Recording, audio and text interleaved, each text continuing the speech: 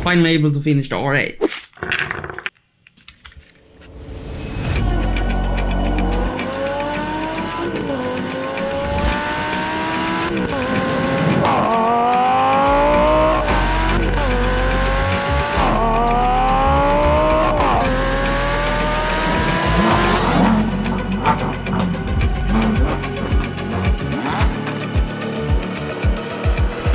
Hi there, my name is David and welcome to Bricks, Blocks and MOCs. As always, before we get into today's video, don't forget to like and subscribe if you like this, and if you want to support me even more, I really encourage you to check out my website where I sell instructions for most of my models, and I also have free parts lists for all the mods available, so you can check the price or order the parts even before you decide to get any instructions at all, and I also have a video tutorial that shows you exactly how to do that if you don't already know it. I should have released instructions for the R8 by now, and also decided to go with a little 10% discount the first 5 days, but yeah, anyway. Now let's get into today's model. Let's begin with the front. It's nothing super interesting this time. To shape the mill element, I used a very classic technique with these modified bar pieces with a 1x1 round plate and then some cheese slopes attached to them, and they are then angled a bit. There's also two 2x1 cheese slopes that makes up the upper part of the mill element, and they sit upside down with a technique using these 1x1 Technic bricks. Then the front hood is hinged in 3 parts using 2 different techniques. The parts over the headlights are hinged using these 1x1 handled bar pieces. Then the main part of the hood is angled using just a classic hinge piece. Even though this model doesn't have any openable doors, the sides are actually pretty interesting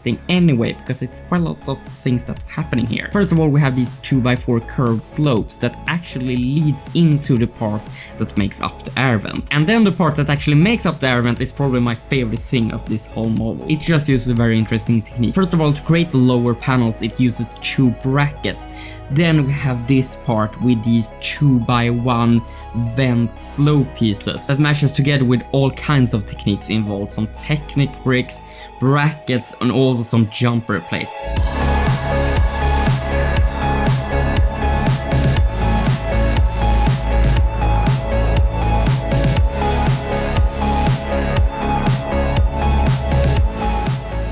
Also created some custom rims for this, but this time I actually used traditional FDM 3D printing instead of SLA. And yes, they aren't as detailed or high quality as if you would have printed them with SLA, but it's just so much less post-processing, which basically was why the rims I sold weren't financially viable. Then we have the interior, which isn't much to look at, unfortunately. The only new thing is that I angled the steering console a bit, and it just about fits 2 minifigs inside. And now the engine bay with an openable engine cover, which actually is the only function on this whole model, and it uses a hinge technique I've never used in a car model before, with these studs that sit on a bar piece, and then these studs are attached at the end of these 2x4 wedge plates that makes up the B-pillar basically, and that enables the engine cover to spin freely. So it is very loose, but it's actually not that fragile. And of course we have some engine details inside as well. And the rear, which was the absolute most tricky part of this whole model. First of all, these rear lights that are using these 2x1 transparent red tiles are a tiny bit angled, and then to cover those tile pieces up was just, it uses a crazy, well, it's actually not that crazy, it's actually pretty basic when you see it, but it was very hard to figure out because it uses a very, I will say crazy technique, or upside down technique more exactly.